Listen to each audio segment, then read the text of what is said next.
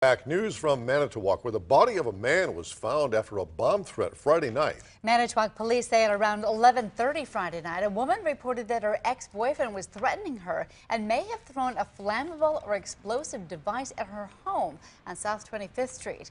Saturday morning, police found a suspicious wiring at the home, forcing authorities to make a sweep of the area. Once that was finished, authorities entered the home and found the body of a 49-year-old man in a ground floor bedroom.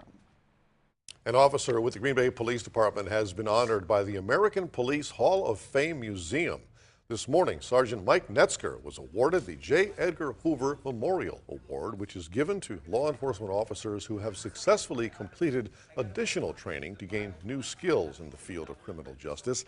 In 2008, Sergeant Netzker's 18-year-old stepdaughter Ashley and her friend Talia Hero were killed when a drunk driver crashed into their car in Ashwaubenon. Since then, he's been an advocate against drunk driving and even wrote a book reminding people of the dangers of driving impaired.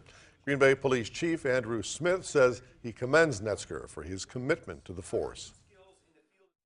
He could have taken the route that many people choose, is become a lieutenant, become a captain, become a chief, and could certainly, and is highly qualified, and could certainly be standing here as the chief of police introducing everybody today. But he chose to stay in the field and work. And also, as part of the ceremony, 5 new officers were sworn in onto the Green Bay Police Department. 2 million people in the United States are living without a limb. Now, surgeons at top centers around the country are performing a surgery to rewire the body. In Healthwatch, Shelley Botat tells us how it's lessening phantom limb pain for patients. Diabetes, trauma, and cancer are among the reasons why amputation becomes necessary for tens of thousands of people every year. Now, surgeons are using a procedure to lessen chronic pain after limb loss. Emily Lester has come a long way in 2 years. Just 4 days before her college graduation, she was driving her car back to school when a large piece of debris was suddenly on the roadway. Even though I know you're not supposed to swerve, I decided to swerve to avoid it, and then we hit another car head on. The impact crushed Emily's right foot between the ankle and toes. My family, we like to describe it as taking a handful of chips, crunching them up with your hand, putting them on the table, and then trying to put them back together. They're just too many little pieces, and pieces don't exist anymore. It's just way too hard to put them all back together.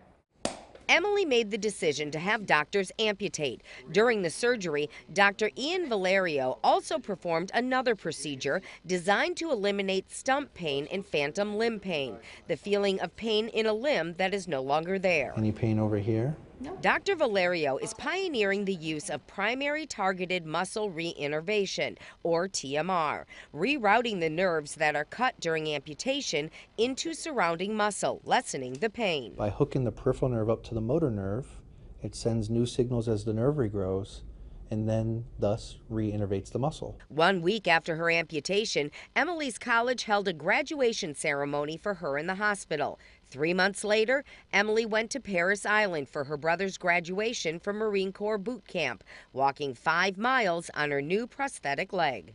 It has not stopped me from doing really anything that I want. If I have to figure out a different way to do it, I do. Dr. Valerio says when TMR is done at the same time as amputation, most patients will be off pain medication within 3 months. And that's your Health Watch. I'm Shelley Botat, Local 5 News.